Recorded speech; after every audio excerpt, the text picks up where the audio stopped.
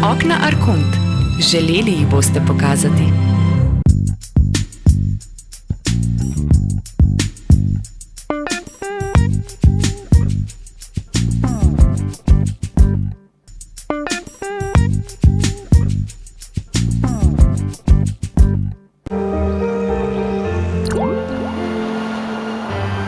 Radenska Inn prinaša novo osvežitev z okusom limeta Kivano.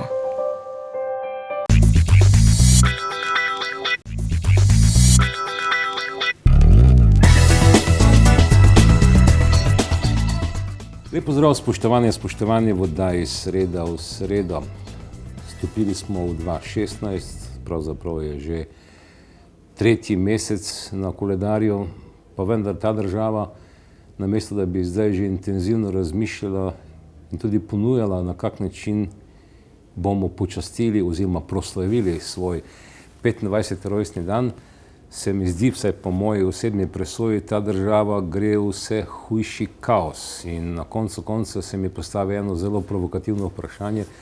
Spoštovane, po 25 letih samostojnosti vas vprašam, ali nam vladajo tisti, ki jih volimo vsaka 4 leta na državnozborskih volitvah, ali pa nekdo drug, ki sicer formalno nima nobene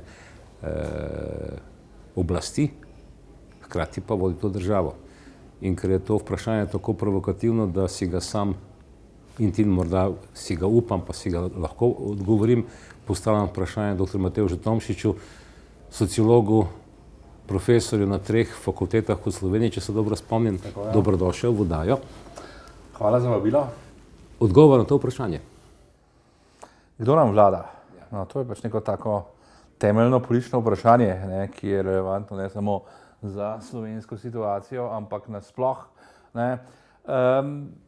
Če pogledamo recimo zdajšnjo situacijo, pa ne samo zdajšnjo situacijo, ampak situacijo zadnjih nekaj vlad, zadnjih nekaj vlad iz vrst te tako imenovane tranzicijske levice, ali kakorkoli že to politično opcijo imenujemo, ki je dejansko vladala skozi večino tega osamosvojitvenega obdobja na seveda 45 let pozlage prej. Potem bi lahko rekli, da pač tisti, ki so na čelu recimo institucij oblasti, sploh izvršne veje oblasti, ki je tista, ki naj bi vodila politiko, potem dejansko nas lahko prevejajo resni dvomi glede tega, ali so tisti, ki so na teh pozicijah res ključni odločevalci, ali morda dejansko ne vladajo neki centri moči, neke zakulisne skupine. Par let nazaj se je pojavila sintagma strici iz ozadja, ki bi rekel, da na kar tak posrečen način opredeljuje dejansko stanje. Če zdaj se omejimo samo na aktualno vlado, tukaj bi težko rekli, da je predsednik vlade, pa da so ministri tisti, ki so najpomembnejši pri sprejemanju odločitev. Jaz bi tukaj rekel, da večjo vlogo igrajo razni tej prej omenjeni lobiji, ki so sicer ne predstavljajo neke enotne, recimo neke povsem homogene skupine, ne predstavljajo ni to nek recimo povsem poenotena neka struktura ali kakorkoli bi temu reklo, ampak gre dejansko za več skupin, ki so kdaj pa kdaj tudi med seboj v konfliktnem odnosu, je pa vsem njim skupna ena točka, namreč, da želijo ohraniti status quo, da želijo ohraniti nek sistem, kakršen se je skozi celotno tranzicijo vzpostavil, in gre za sistem, ki dejansko omogoča razne monopole na ekonomskem področju, finančnem področju, pa tudi na ostalih področjih. Gre za nek sistem nekega tako enega tovarišijskega kapitalizma, ne, ki ima močne korenine v strukturah bivšega režima. Ne. Tukaj so bili ključni režiserji, ključni nekako kreatorji te tranzicije, dejansko so bile tiste skupine dejansko, ki črpajo svojo moč in vpliv iz pozicij v bivšem režimu. Ne. In te so tisti, ki dejansko monopolizirajo slovensko družbo, ki preprečujejo vzpostavitev dejansko nekega pluralističnega, demokratičnega sistema in pa nekega delujočega tržnega gospodarstva, kjer bi obstajala konkurenca, kjer bi obstajala neka svobodna zasebna pobuda, ne, tako v gospodarstvu kot na drugih področjih. Ne. Tukaj gre za dejansko nek sistem, kjer določene skupine ohranjajo, tako lahko bi rekli skoraj monopolen nadzor nad posameznimi področji. In te so tisti, ki so ključni, ne, ki so dejansko pri sprejemanju odločitev bistveno pomembnejši kot predsednik vlade, ne, kjer pač, če pogledamo to vlado, ne, ta vlada je v bistvu šibka vlada. Temu bi jaz rekel marmeladna koalicija, ker konec koncev vsak od teh si je po svoje že umazal prste z marmelado. Ja, to seveda je en vidik. Ne. Tukaj ravno iz tega se vidi neka diskrepanca, ne, med nekimi obljubami, ki jih je recimo dal sedanji premier, ko to še ni bil, se pravi pred volitvami, ko je ustanovil svojo stranko, ko je obljubljal neke višje etične standarde, neko novo, bolj razvito politično kulturo in pa sedanjim stanjem, ne, ko praktično nimamo člana vlade, ne, ali pa pomembnejšega predstavnika koalicija, ki ne bi imel na svojih plečih takšne ali pa drugačne afere. Na čelu z samim predsednikom vlade. Ne. Tukaj gre za dejansko ljudi, ki so na nek tak ali pa drugačen način vendarle si ta nek svoj, recimo domnevno etično aureolo uspeli nekako umazati, ne, z svojimi dejanji, vendar pa tudi te recimo koristi, ne, ki so jih recimo dobili ali iz raznih recimo honorarjev, ki so si jih izplačali, ali nekih dodatkov na pripravljenost, ali tega, ko so, ne vem, si dvojno zaračunavali potne stroške. To so bile dejansko male koristi. Ne. Te koristi, te nagrade, to lahko dejansko razumemo kot nagrade, ki so jih oni dobivali in ki so jim bile omogočene za to, da vodijo takšno politiko, ki koristi prej omenjenim, ne, ki pa dejansko iz tega stanja, kakršno je, črpajo daleč večje nagrade, kot so recimo te razni honorariji in dodatki, ne, s katerimi so se verjetno zato, ker omogočajo tem lobističnim krogom, da ohranjajo svoje monopole, ki jih pač imajo od bančništva naprej in tako dalje, in potem od zadaj, bog ne daj, če drži ali ne drži, črpajo neke sredstva, bonitete, nekaj v žep. Povejte mi to, da pred časom je nekdanji poslanec Franc Pukšič povedal znamenit stavek, in sicer, da volivci naj se enkrat slovenski že zavedo, da nam pravzaprav ne vladajo tisti, ki smo jih izvolili na volitvah, temveč nekdo drug. Govori se o teh stricih, ampak zanimivo nekaj, ne? Levica, tudi konec koncev vidni posamezniki levih strank, na primer Židan, pa konec koncev, ko je bil še Pahor, so govorili o stricih. Ne? Desnica bolj govori o kakih udbomafijskih navezavah in tako dalje, ampak če smo že odkriti in pošteni, jasno in glasno, lahko povemo, ali so strici ali pa udbomafija, na koncu pridemo do istih oseb. Istih oseb. Ne samo istih oseb, ampak tudi nekega istega ali vsaj podobnega načina razmišljanja in podobnega načina delovanja in pa predvsem podobnih ciljev. In kar je najbolj pomembno, nikoli se ne bodo postavili na tehtnico volitev, da bi bili konec koncev sami v nekem volilnem boju, da dobijo formalno oblast, temveč so raje od zadaj in tiste, ki so bili izvoljeni, kot neke pione, kot neke marionete vodijo v slovenski politiki. No, nekateri od teh so sicer poskušali nekako se stehtati na volitvah. Ne. Recimo, če pogledamo bivšega glavnega kadrovika LDS Gregorja Golobiča, on je leta 2008 poskusil za svojo stranko. On je že druga generacija verjetno tega, teh stricev. Tako da tudi recimo njegov poskus je bil precej neuspešen. Ne. Sicer ta stranka, ki je ustanovil takrat, ki se je imenovala Zares, je dobila nekih 10% ali nekaj tacga. Tudi njega so videli s prsti marmeladi. Vendar pa ja, tudi on hmalu je nekako se izkazalo, da je to, kar je zagovarjal, da pač je bilo nekaj drugega kot to, kar je počel. Tudi on se je kar hitro uspel diskreditirati in tudi potem je politično pogorel. Tako da te poskusi se načeloma niso obrestovali tistim, ki dejansko so glavni kreatorji stanja, ki dejansko skušajo na vsak način ohraniti ta status quo, ki jim prinaša neke zelo konkretne privilegije. Tale pred časom, nedolgo nazaj, ustanovljen seniorski forum socialdemokratov. To pravzaprav pomeni, da tile old boysi še vedno ne bodo tako zlahka spustili iz rok vajeti. Ja, kaže, da je temu tako. Je pa treba tudi izpostaviti nek drug moment, ki je s tem povezan. Vendarle tukaj se postavlja vprašanje, kakšno nasledstvo sploh oni imajo. Očitno je, da te recimo strukture, kakršne so recimo se vzpostavljale na začetku tranzicije in ki izhajajo dejansko iz struktur bivšega režima. Tukaj dejansko nekega preloma ni bilo. Tukaj je na Slovenskem imamo praviti za zelo visoko stopnjo tega, čemur se lahko reče reprodukcija elit. Pri čemer tukaj ne gre zgolj za personalno reprodukcijo, ampak tudi reprodukcijo, kar se tiče nekih samih principov, načinov delovanja. In če pogledamo zdaj recimo to opcijo, ki zagovarja to kontinuiteto, ki zagovarja to zatečeno stanje, se pravi ta status quo, lahko vidimo, da je, kar se tega tiče, prišlo do precejšnje regresije, kar se tiče samega kadrovskega potenciala.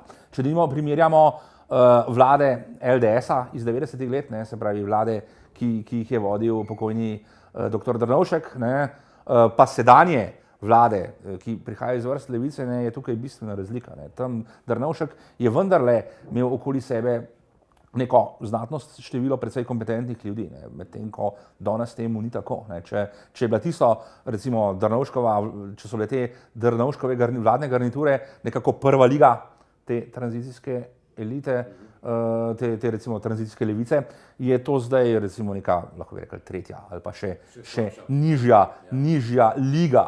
Se pravi, morda recimo to vztrajanje teh recimo starih sil, starih struktur na nekih odločevalskih pozicijah, čeprav neformalnih, lahko razumemo tudi na ta način. Lahko si razlagamo tudi tako, da dejansko nimajo nekih naslednikov, ki bi jim lahko zaupali, da vodijo politiko v njihovem recimo temu imenu, v njihovem interesu, ampak morajo oni vendarle stalno posegati v sam politični proces, zato da lahko ohranjajo to obstoječe stanje. Ampak zanimivo, če se vrnemo nazaj 10, 13, 14 let nazaj, že takrat smo bili priče, ne sicer preveč na odprtem prostoru, pa vendar konfliktu med Drnovškom kot predsednikom vlade in predsednikom LDS-a in starimi silami na čelu s Kučanom. Ja. Prišlo je včasih celo do odkritega, bom rekel, konflikta. No, seveda, Drnovšek, vemo, kako je on pristal v slovenski politiki. On je bil takrat v bistvu viden kot edini, ki lahko nekako, vsaj če govorimo o izvršni oblasti, nekako pelje ta voz leve politike naprej. Vendar pa on kljub vsemu ni bil čisto na tej liniji. Je bil jasno do neke mere ali v precejšnji meri ujetnih teh struktur. Je bil konec koncev tisti, ki brez njih ni mogel vladati. Se je pa vsaj do neke mere le zavedal, kam to pelje. Se je dejansko zavedal svojega položaja, da ima glede ključnih odločitev zvezane roke. In tudi določenih trenutkih je to tudi sam nekako bolj ali manj javno obelodanil. Ne. V bistvu je pa šlo dejansko tukaj za nekakšen pakt. Ne. Tukaj tako, kot je Drnovšek nekako potreboval te strukture za to, da je lahko sploh vladal, ne, so tudi oni njega potrebovali. Ne. Zato je dejansko kljub tem trenjem, ki so od časa do časa izbruhnile, ne, je vendarle tukaj šlo za neke vrste dogovor, neko vzajemno soglasje. A je morda potem zmaga SDS-a na volitvah 2004 za te sile kontinuitete od zadaj z vsemi temi strici in botri, ki pač jih vodijo, pomenila pravzaprav nek izpit ali pa preverbo, kaj storiti, da se ta fiasko kontinuitete na volitvah ne ponovi več in da, kar se je tudi konec koncev zgodilo 2008, so volitve pripeljale nazaj na oblast nove obraze v narekovaju. Ja, ne, to je bila za te sile nedvomno zelo resna preizkušnja. Takrat so začutili, da se jim stvari lahko začnejo podirati. Ne. Zato so od vsega začetka delovali v smeri to, da dejansko ne bi prišlo do nekih resnih sprememb, tako so dejansko preko vse svoje infrastrukture, ki jo imajo, preko svojih izpostav ali v medijih, v sindikatih, v tako imenovani civilni družbi, ne, so blokirali vse reforme, ki jih je dejansko prva Janševa vlada skušala izpeljati. Je pa seveda treba tudi to poudariti, da je tudi sama ta prva Janševa vlada storila marsikaj za to, da jim je olajšala položaj. Ne. Tudi ta prva Janševa vlada je prehitro odstopila od teh svojih reformnih poskusov. A ni jo zatolkal Zujf, na primer? Govorimo tukaj o prvi. Govorimo o prvi Janševi vladi, ko je dejansko imela večji manevrski prostor, kot ga je imela potem ta druga. Ne? Ampak prehitro, tudi ta politična garnitura, ne, ki je takrat leta 2004 prevzela oblast, ne, se je vendarle prehitro skušala prilagoditi okoliščinam. Skušala je nekako se na to si obstoječe stanje obrniti sebi v prid. To dejansko se je recimo pokazalo v tem, ko je tudi Janša oziroma ko je tedanja vlada potem začela sklepati razne kompromise, ko je se šla neke vrste poskusov dogovorov z raznimi recimo pomembnimi ljudmi iz gospodarstva, ne, ki so pripadali nasprotni politični opciji, ne, ker je mislila, očitno mislila, da jih je pridobila na svojo stran, vendar pa videli smo, kaj se je zgodilo, tudi ti so ji pač obrnili hrbet ob prvi priliki, ne, da očitno je bilo, da so se ti recimo ljudje od Šrota naprej, ne, so se povezali z Janševo vlado iz nekih zelo oportunističnih razlogov. Ne. Ko so pa zaslutili, da se zna politična situacija obrniti, so pa takoj tudi sami zopet se vrnili v svojo jato, če se temu reče. Vendar pa tudi videli smo, kakšna je bila njihova usoda. Ne. Tisti nekako te stare strukture so jim to zamerile. Ne. Pač za njih so bili oni vendarle izdajalci. Ne. In tukaj je bila jasno, ne, v takšnih krogih velja načelo, da nekdo, ki je enkrat izdajalec, je vedno izdajalec. Ja. Ampak zanimivo zdaj to, ne, potem po drugi vladi so sile kontinuitete ali pa strici, ne, začeli ponujati znova in znova neke nove obraze, ki naj bili neomadeževani, ki naj bili steber morale, etike in tako dalje, pa vendar zlasti zdaj v tej zadnji, da ne govorim sploh o vladi Alenke Bratušek, so to vejo, na kateri so sedeli, ko so šli na volitve, torej etika, morala in tako naprej, sami požagali. Ja, no, to konec koncev stranke, ki nastajajo v zadnjih letih na levici, so bolj kot nek potrošni material. Ne. To so v bistvu projekti zgolj za ene volitve. Ne. To je veljalo za to stranko, ki jo je ustanovil Zoran Janković, ne, Pozitivno Slovenijo, ki zdaj na državni ravni ne igra več nikakršne vloge. Ne. Ja, pa je v Ljubljani še vedno, ne, prisotna. V Ljubljani, ja, ne, vendar pa v državni politiki pa ne igra nobene vloge in tudi ne bo igrala nobene vloge. Pač Janković kot politik na nacionalni ravni je končana zgodba. Ne. Ta zgodba se je zaključila leta 2011. Ne. In podobno, kar velja tudi za to stranko, ki je ustanovil Miro Cerar, to stranko modernega centra, kako se zdaj imenuje, ne, jaz mislim, da je to tudi neka... Ene vmes, smo že pozabili, Šoltesovo, na primer. Ja, recimo, to so bile stranke, ki pač, ja, ne, čeprav so nastale nedolgo nazaj, sploh ne vemo. Ampak on je svoj dosegel, lepo sedi v Evropskem parlamentu. On je svoj dosegel, ta stranka, kako verjamem, ali kako se je imenovala, ali Lista, ali kaj, ne, v bistvu je danes čisto izginila iz nekak spomina ljudi, ne. Potem spomnimo se recimo stranke Solidarnost, ne, oziroma malo kdo se je verjetno spomni, ne, ki je tudi nastala leta 2014, ne, pa je tudi potem spet kot neka stranka novih obrazov, teh, ki so bili aktivni v teh takvanih vstajniških gibanjih, pa tudi, kaj je zdaj s to stranko, a sploh še obstaja? Mislim, da ne, kaj ne vem, na papirju, ne? Nikjer ne. Ne, skratka, nič več ni od nje, ne. Se pa dogajajo stale neke metamorfoze, ne. Ljudje, ki so se najprej pojavili v LDS-u, so se potem pojavili v Zaresu, potem kasneje v Pozitivni Sloveniji, potem vmes mogoče še v kakšni Solidarnosti ali pa v tej Šoltesovi pobudi, ne. In se potem tudi recimo priključili stranki Mira Cerarja, recimo Jani Möderndorfer je taka tipična figura, tipičen primer tovrstnih metamorfoz, ne. Začel v LDS-u, šel skozi, ne vem koliko, 4, 5 ali še več strank, ne, zdaj je pristal pri stranki modernega centra. In tukaj govorimo o tej kontinuiteti, ne, tudi če ne gre za personalno kontinuiteto, ne. Če pogledamo recimo samo personalno, potem je ta stranka modernega centra dejansko stranka nekih ljudi, ki prej v politiki, ali pa večinoma v politiki niso bili aktivni, ne. Vse tudi danes brez zamere, to, kar lahko opazujejo razen 2, 3, ki se v parlamentu tudi stalno nekaj oglašajo. Večinoma so anonimci. Tako, brez obraza. Tako je, ne.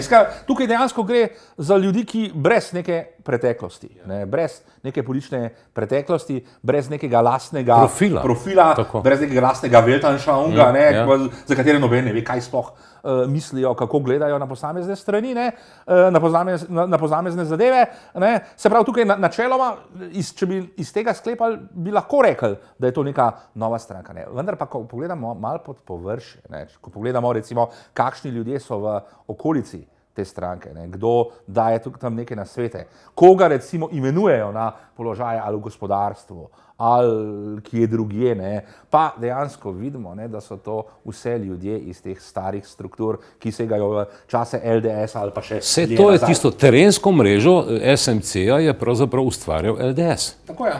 Ja. Tako je. In tukaj dejansko preko tega se vidi ta kontinuiteta, ne toliko v personalnem smislu. Ne. Tako jasno, v stranki modernega centra ni nikogar, ki bi bil recimo na nekem pomembnejšem položaju v bivšem režimu. Ker pač tukaj je že sama ta, recimo, kako bi rekel, naravni biološki dejavnik, ne, pač, ker gre le večinoma za mlajše ljudi, ne. Ampak kar se tiče principov, kar se tiče načina razmišljanja, ne, in kar se tiče, jasno, usmeritev, ne, pa seveda tukaj gre za kontinuiteto. Gre za pač to, da se poskuša vzpostaviti, da se poskuša ohraniti pač ta obstoječi položaj in da se pač vsem tem skupinam omogoča še nadaljnjo črpanje rent. Ampak stricem iz ozadja, ne, Botran, kakorkoli že, bo v tem albumu novih obrazov, narekovajo, ne, počasi stik zmanjkalo. No, eni so to mislili že leta 2014, pa se to ni zgodilo, pa so spet najdeli nekoga. Okay, je pa to, do neke mere pa vendar to drži, ne, da ta bazen ni neizčrpan. Ne, tudi to ni mogoče kar vsakič nekoga potegniti od nekje. Ne. Konec koncev tudi določeni poskusi pač niso uspeli. Poskus s Šoltesom se razen zanga osebno pač ni obrestal, zato so potem njega hitro umaknili, ne, in so poiskali novega, ki je bolj, za katerega so pravilno ocenili, da ima boljši potencial. Zdaj vprašanje je, ali lahko spet najdejo nekoga, ne, po moje zelo na hitro ne, se zato konec koncev glede na to, kako ta vlada funkcionira, ne, pa tudi konec koncev glede na nezadovoljstvo, ki s to vlado, ne, ki je tudi v levih vrstah, ne, pa nekih poskusov, da bi jo zamenjali, ni, ne, ker trenutno pač vendarle ni neke Čeprav se neko prerivanje okoli tega korita, ki naj bi predstavljalo oblast, izvršno oblast, že začelo. Ne? Konec koncev govori se od Nataše Pirc Musar in tako dalje kot potencialnih nosilcih. No, govori se o mnogih. Ja, nekatere ko bi rekel, zgodbe o teh novih obrazih so bolj resne, druge se pa meni zdijo take precej nerealistične. Ne? Recimo nekak pred časom se je v enem od medijev pojavila neka zgodba o tem, da naj bi Stojan Petrič bil ta novi adut, kar je zelo malo verjetno, ker gre za enega od tistih recimo najbolj eksponiranih tajkunov, ne, in nekdo tak, mislim, da ne bi mogel prepričati nekega večjega števila volivcev. Potem so tukaj še drugi, kot je Nataša Pirc Musar, čeprav je ona to zanikala, ne, vendar pa spomnimo se tudi Janković je pred leti zanikal, da bo šel v državno politiko, pa je potem vseeno šel, tako da na ta zanikanja ali pa zaklinjanja v smislu mene politika ne zanima. Ne moramo 100% temu verjeti, moramo to vendarle vzeti z rezervo. Nedvomno pa lahko rečemo, da to vrstni poskusi bodo. Jaz mislim, da tudi te, ki so recimo pomagali Cerarju na oblast, ne verjamejo, da ta stranka lahko še enkrat dobi volitve.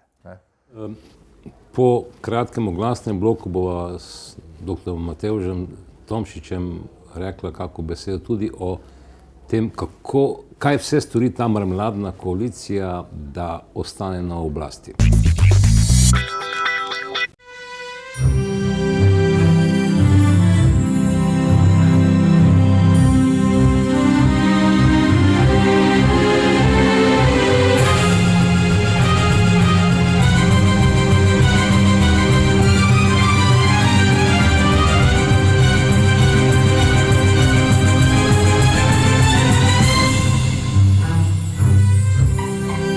Okna Arkont. Želeli jih boste pokazati.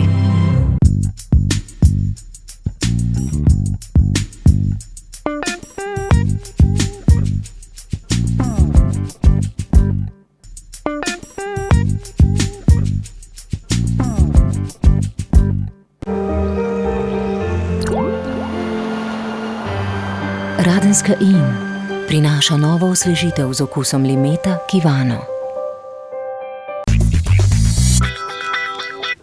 Karkoli se zgodi, pa naj bo še tako, ne vem, v narekovaju družbeno nesprejemljivo, konec koncev, če hočeva tudi kriminalno dejanje, ta koalicija enostavno ena drugi, oziroma stranke v tej koaliciji, ena drugi vse odpuščajo. Sicer najprej pokažem, zadnji primer je bil Klemenčič, ki mu je nos padel dol zaradi tega, kar se je pač dogajalo v zvezi z DOTB-jem in banko in tako dalje, pa vendar. Ostane naprej v koaliciji. Enako je Židan prej storil, ko so se pojavili ti dodatki za stalno pripravljenost in tako dalje. Ja, to je pa zato, ker gre v primeru te koalicije pa ne samo te za neko tako tipično rentniško združbo. Ne. To gre dejansko za neko strukturo ali pa neko povezavo rentnikov. Na eni strani imamo Desus in pač te stranka za vse čase, pa za vse koalicije. Katerega zanimajo zgolj penzije, drugo ne, za drugoga, če uporabim besede predsednika Desusa, boli džoko. Ja, sej. Ampak tudi za penzije ga verjetno najmanj boli džoko. Ja, že, ampak vsaj mora nekako izgledati, kot da je on tisti, ki ščiti nek standard upokojencev. Potem imamo tukaj SD, ki ima tudi cel kup teh skupin, ki so zasidrane ali v bankah, v akademski sferi, v sodstvu, marsikje, skratka. In potem seveda tudi SMC, ki je sicer na nek način nabrana iz vseh vetrov, vendar pa so to tudi ljudje, ki so praviloma vezani na obstoječo strukturo, večinoma so to ljudje iz javnega sektorja, ki mu je v interesu nekako nek tak, recimo temu, družbeni model, ki temelji na precej ekstenzivnem trošenju, na močni državi, na razbohotenem javnem sektorju, ker konec koncev njihove službe so odvisne od tega. Ne. Ti ljudje prav dobro vejo, da ne bojo večno v politiki ali pa tudi, da ne bojo mogoče prav dolgo več v politiki, ne, in potem bojo morali nekam iti, ne, in to seveda jim je v življenjskem interesu, da jih bo potem čakala neka varna državna služba. Kar nekaj jih je tudi z desnega pola, ki vseeno pa špekulirajo, da pa nas lahko septembra, oktobra letos, ne, pa vseeno čakajo predčasne volitve, če ne zaradi drugega, ker bo vlada Mira Cerarja dokončno padla prav na vprašanju migrantov, migrantske krize. Ker če se spomnimo oba dva nazaj, ko je bil prvi val migrantov, ki je zaobšel Slovenijo, je ta vlada se pravzaprav delala norca iz tistih, ki so bili takrat, bom rekel, žrtve prvega vala, Madžarov in tako dalje. In Madžari, takrat Orban je jasno pokazal, vsaj po moji presoji, kako se v skladu z šengenskim duhom streže tem zadevam. Pa so se norčevali iz njega. Ta drugi val je pohodil Slovenijo, skozi Slovenijo šlo čez, ne vem, 500-600 tisoč migrantov, vračajo se in če drugo ne, zdaj imamo že to, tudi Slovence po vseh dogodkih, ki so se zgodili tekom zimskih dni, mesecev in tako dalje, od Pariza naprej, ne da lovi paranoja, strah jih postaja. No, to ravnanje ob tej tako zvani migrantski krizi je najbolj očiten dokaz, ne edini, ampak najbolj očiten dokaz dejansko nesposobnosti te vlade, ne, da dejansko ta vlada, jaz bi si potrditi, da v tem svojem ravnanju, ne, ob tem svoji brezbrižnosti niso zgolj blefirali, ne, da dejansko ni jim bilo niti malo jasno, kaj tukaj početi. Nekako ves čas so računali, da sej bo stvari se zgodile že same od sebe, da bo pač že nekdo poskrbel za to, da bo rešil to situacijo, in podobno se dogaja zdaj. Ne. Sej tukaj se govori o tem, ja, sej bojo pač zaprli mejo ali ne vem kje, ali v Makedoniji, ali bo Hrvaška to zaprla, ali bo, ne vem, NATO poskrbel za to. Skratka, vsi razen slovenske vlade. Ne. In tudi to govorjenje o tem, kako da vlada obvladuje ta migrantski tok, je precej smešno. Ne. To, kaj je konec koncev počela slovenska oblast, ko so ti migranti prišli v Slovenijo, pač igrala je vlogo nekakšnega prevozniškega podjetja. Absolutno. Del te mafijske združbe, ki skrbi za trgovino z ljudmi. S tem, da tukaj se slovenska vlada ni zavedala, ne, da je Slovenija v precej drugačnem položaju, kot je recimo Hrvaška. Ne. Hrvaška ni del šengenskega sistema, medtem ko Slovenija je. Meja šengenskega sistema je meja med Slovenijo in Hrvaško. Ne. In zato bi Slovenija morala, slovenski organi oblasti morali igrati precej drugačno vlogo. Morali bi se obnašati precej drugače kot Hrvati. Hrvati so se lahko rekli, da pač pustimo jih čez, ne, pa bo že kar bo. Medtem ko Slovenija bi tukaj morala braniti šengenski sistem in tega seveda ni storila. Ne. Kaj? Šla se je neko popisovanje teh tako zvanih beguncev, ne, pri čemer sploh ni bilo jasno, koliko natančno se je to popisalo. Vemo, da so konec koncev šli čez slovensko ozemlje ljudje, ki so jih potem recimo denimo v Nemčiji aretirali, ne, kot pripadnike terorističnih organizacij. Ne. Toliko o tem, kako dober nadzor je. Ne. Par dni nazaj se je zgodilo, da so iz tega centra za tujce ali migrantskega centra na Vrhniki, da jih je 30 pobegnilo. Se pravi, v tem smislu so zagotavljanja predstavnikov vlade, kako da bo znala poskrbeti za varnost državljanov, dobesedno norčevanje iz njih. Očitno ta vlada je operativno povsem nesposobna in s tem, kar recimo zdaj govori Cerar zadnje dni, te njegove jeremijade o domnevnem širjenju sovraštva, hujskaštva in tako naprej, to je zgolj odvračanje pozornosti od dejstva, da slovenska vlada ni sposobna se na nek efektiven način ukvarjati z to problematiko, da ni sposobna tega reševati, da ni sposobna niti poskrbeti za tiste, ki so res tukaj upravičeni do recimo neke pomoči, do recimo temu pravih beguncev, niti ni sposobna zaščititi lokalnega prebivalstva med tistimi, med temi tako imenovanimi lažnimi begunci, ki so, vemo, da počeli različna kriminalna dejanja širom Evrope. Me pa presenetila, moram priznati, res presenetila pa retorika Mira Cerarja, ki je nisem bil navajen, namreč prej se mi je zdel neke vrste mečkač, ne, mencač, bomo premislili, bomo pretehtali, se bomo potem, ko bomo premislili, še enkrat odločili.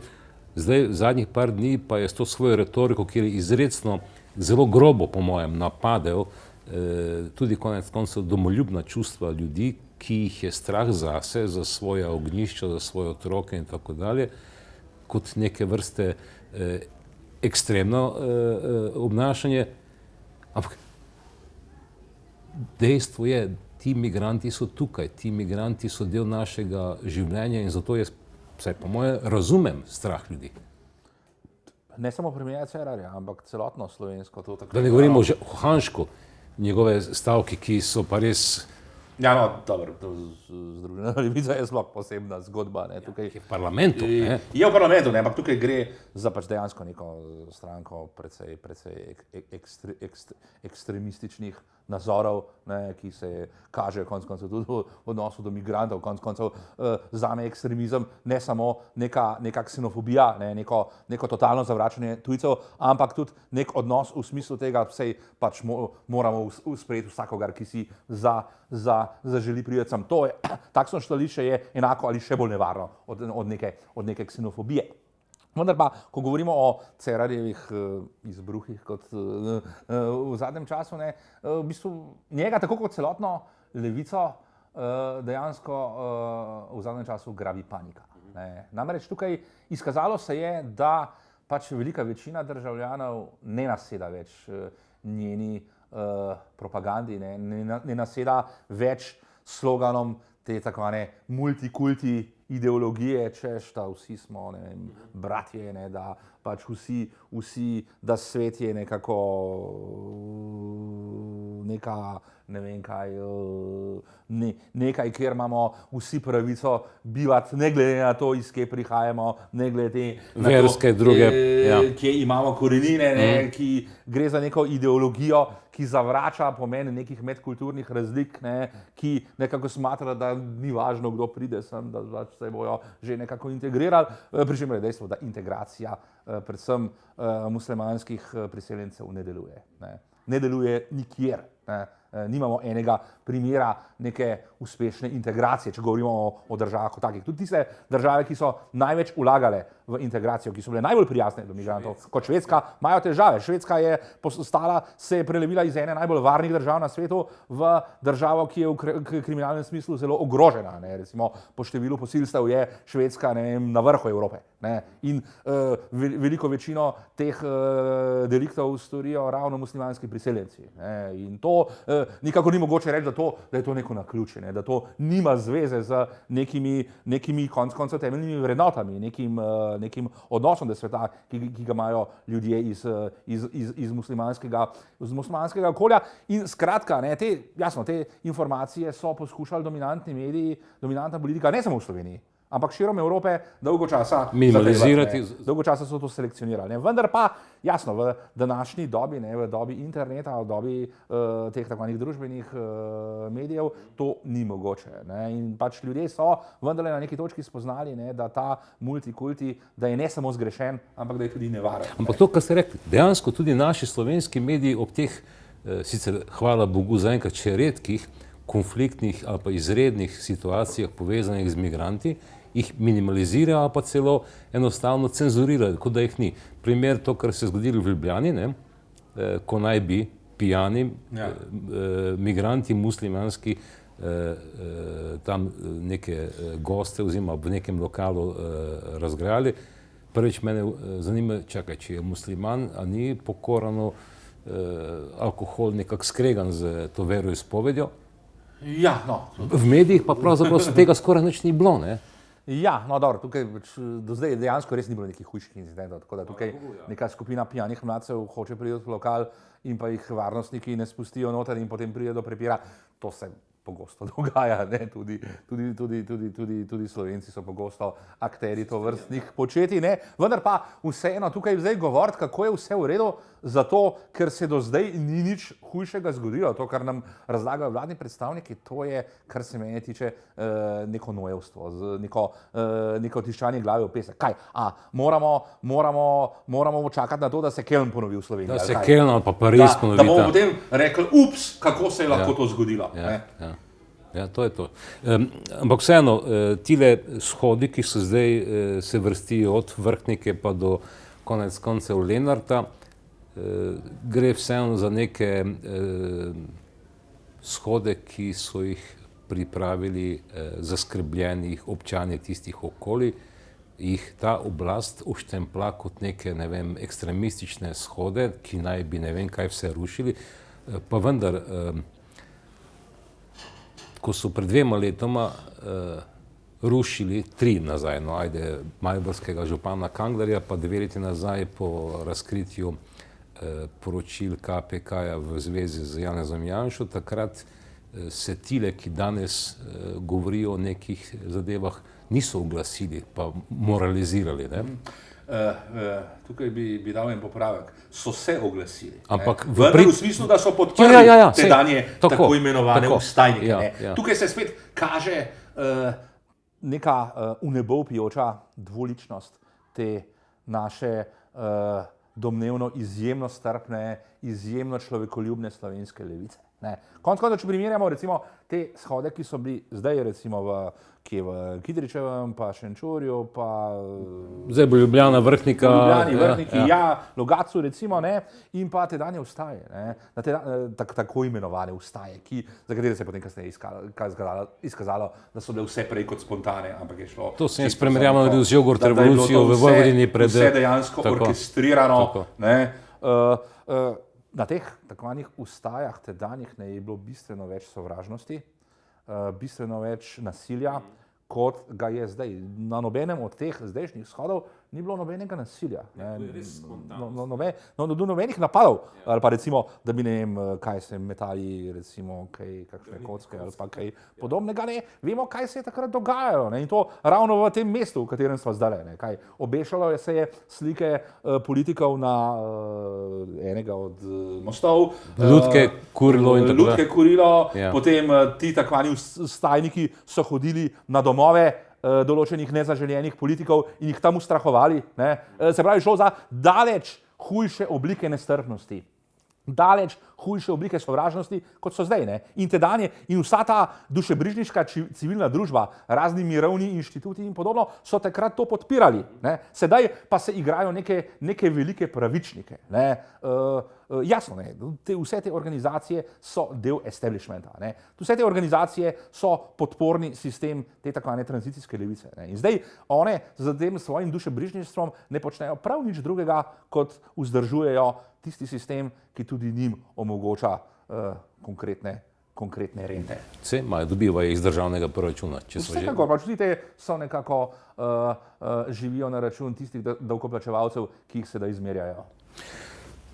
Če se zgodi, da bi ta kriza z migranti, morda še kaj drugega, kar še ne vemo, konec koncev mimogrede so nas pred dnevi znova zadolžili za 0,5 milijardo. Ja, pa to je šlo kar tako na hitro skozi, ker se je javnost ukvarjala, ker se je javnost ukvarjala konec koncev z migranti, pa ni bil noben problem, ko se je imenovala nova oblast DOTB-ov, pa ne vem, ki vse drugo, to je šlo mimo nas, pa vendar, če slučajno prije do volitev predčasnih 2016, torej jeseni, možnost, sicer javnomnenjske ankete pravijo, da zdaj Slovenska demokratska stranka krepko vodi, tako pred SMC-em, ki je vzotovno, da ne govorimo o SD-ju, kaj zme še Desusu in tako dalje, pa vendar, stranke na desnem polu, razen SDS-ja, ostale so bolj šepave. Nova Slovenija, SLS, zgodilo se je par, bom rekel, pomembnih izstopov iz Slovenske ljudske stranke. Ali to pomeni, da lahko pričakujemo na desnem polu, kjer je vseeno precej vakuuma, pričakujemo oblikovanje kakšne ene, dveh krščansko obarvanih strank ali pa liberalne. No, do zdaj smo v glavnem govorili o tako imenovani tranzicijski levici in problemih, ki jo povzroča njihova politika, ne? Vendar pa tudi tako imenovane desnice, ne? Se pravi tako imenovanih pomladnih strank, nikakor ni mogoče tukaj ekskulpirati. Konec koncev tudi one nosijo za to del odgovornosti. Ne nazadnje to, da levica kljub vsem svojim škandalom, kljub vsej svoji neuspešnosti, neučinkovitosti ali pa celo očitni nesposobnosti, da je še vedno na oblasti. Ne. Tukaj to nam tudi nekaj pove o sami politiki desnice. Ne. Da če desnica kljub temu ni sposobna nagovoriti večine volivcev, potem ima sama en zelo velik problem. A torej z volilnim telesom nič narobe? No, tukaj govoriti o volilnem telesu je nasploh problematično. Obstaja neko reklo, da ima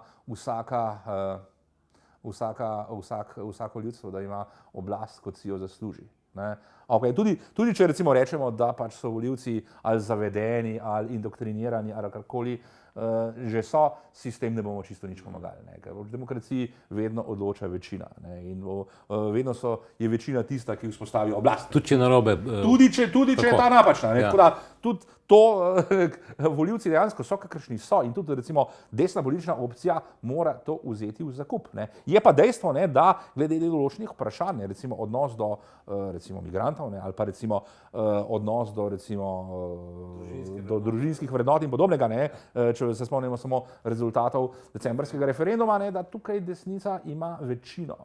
Je pa problem to, da obstoječe politične garniture teh strank niso več sposobne nagovoriti volivcev, da pač njihova politika da je v veliki meri izpeta, da so se preveč nekako samo omejile, zagradile v nek svoj prostor in predvsem je problem to, ker niso sposobne več nagovoriti nekih bolj sredinskih volivcev. Konec koncev desnica je zares zmagala, če odštejemo prve volitve leta 1990, ko je bila drugačna situacija, je uspela edinkrat res zmagati leta 2004, ko je tukaj ta največja stranka tega pola SDS uspela nagovoriti sredino, neke bolj liberalno usmerjene volivce, in potem se je nekako iz takšnih ali drugačnih razlogov pravzaprav umaknila iz tega prostora. Zato bi nedvomno brez tega, da desnica uspe tudi to sredinsko volilno telo nagovoriti, ne more računati na uspeha. In tukaj, po moji oceni,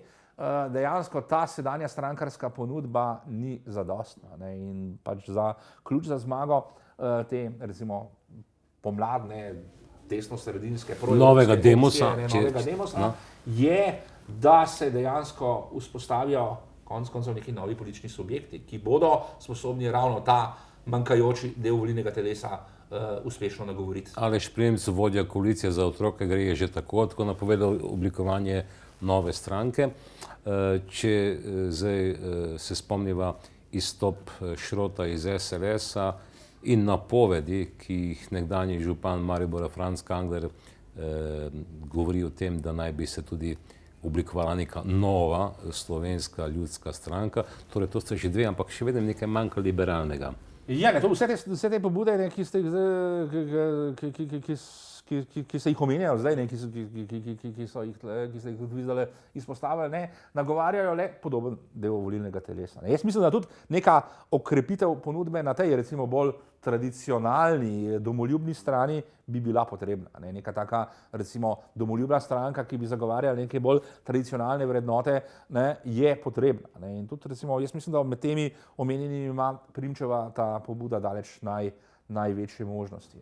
Konec koncev obstoječe te stranke, recimo te bolj krščansko-ljudske usmeritve, so v zadnjih letih precej zanemarile to, recimo, svoje tradicionalno volilno telo.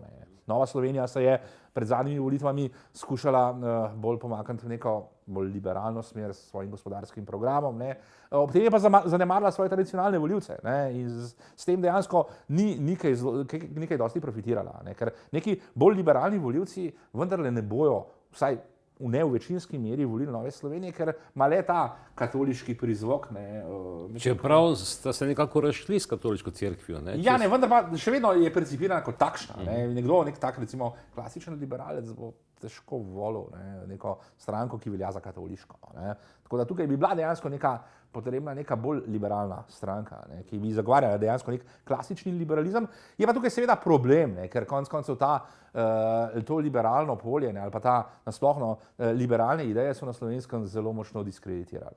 Najprej je diskreditirala LDS s svojim nekim kvaziliberalizmom, ki je bil zgolj nek socializem z neko liberalno pentljo na vrh. Potem nek močen udarec je temu dala Virantova stranka, predvsem njen predsednik s svojim obnašanjem, z svojimi političnimi obrati. Zato bo vsaka taka pobuda, ki bo nastala, tudi če bo dejansko nastala iz nekih iskrenih motivov, bo kar kaj hitro ožigosana kot spet neka poskus neke prevare.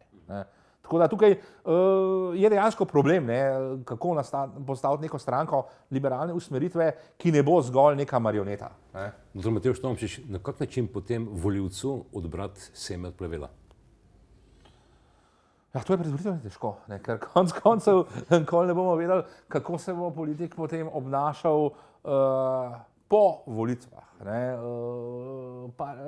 Mislim, prvi tak odgovor na prvo žogo je z nekimi kredibilnimi osebnostmi. Čeprav tudi pri takšnih nikoli ne veš, ali so res takšni, kot se predstavljajo. Ja, ali pa so sviga v žepu. Tako da, jasno, možnost nekih volilnih prevar vedno obstaja. Tudi demokracija je sistem, ki je daleč od tega, da bi bil perfekten, vendar je vsem bistveno boljši od kakršnekoli alternative. Je pa seveda tukaj velik problem nekega splošnega nezaupanja. Nezaupanja v politiko, v obstoječe politične stranke. Zaradi česar tudi te neke nove pobude, sploh take, ki niso medijsko podprte, ki nimajo celotne mašinerije za sabo, imajo v bistvu zelo težko prodrejo. Ampak tu je glih ta problem, da vseh teh 25 let, pa morda še tistih nekaj 10 let podlage, da je pa levica vselej pa imela podprtost, vsaj en stebrč, ne dva, pa prav v medijih, ki jih obvladuje. Ja, no, to levici nedvomno zagotavlja veliko prednost. Ta prednost ni nekako absolutna. To se je videlo recimo ravno ob preomenjenem referendumu, ko je večina dominantnih medijev podpirala to novo zakonsko rešitev, pa je potem vendarle referendum so pobudniki referenduma uspeli, potem vice ob zdajšnji migrantski krizi, ko tudi vsakodnevno pranje možganov s strani dominantnih medijev vendarle ne prepriča ljudi. Se pravi, tudi neka moč medijev ni absolutna. Vendar pa nedvomno tista politična opcija, tista politična stran, ki ima medije na svoji strani, ima prednost. To je recimo podobno kot recimo na nogometni tekmi, kjer je sojenje izrazito pristransko, kjer sodniki izrazito podpirajo eno moštvo. Ni nujno, da bo to moštvo zmagalo. Če je ono drugo bistveno boljše, bo tudi to pristransko sojenje uspelo nekako neutralizirati svojo igro. Tudi če se sprejema še tako nepravilne odločitve, bo pač svojo kvaliteto uspelo to nadoknaditi. Naj nam vsem skupaj čas pokaže, ali navkljub temu, da ima nasprotnik prednost tudi morda skozi sodnikovo piščalko, lahko druga opcija pride na oblast. Pustimo se presenetiti. Pustimo se. Hvala lepa za obisk. Hvala za vabilo in nasvidenje. Vidimo se čez teden, srečno.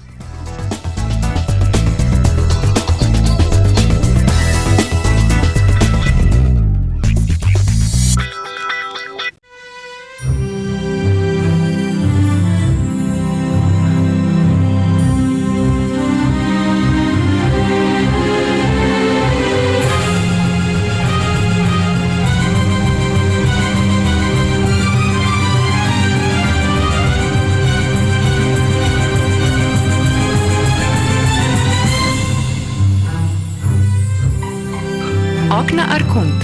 Želeli jih boste pokazati.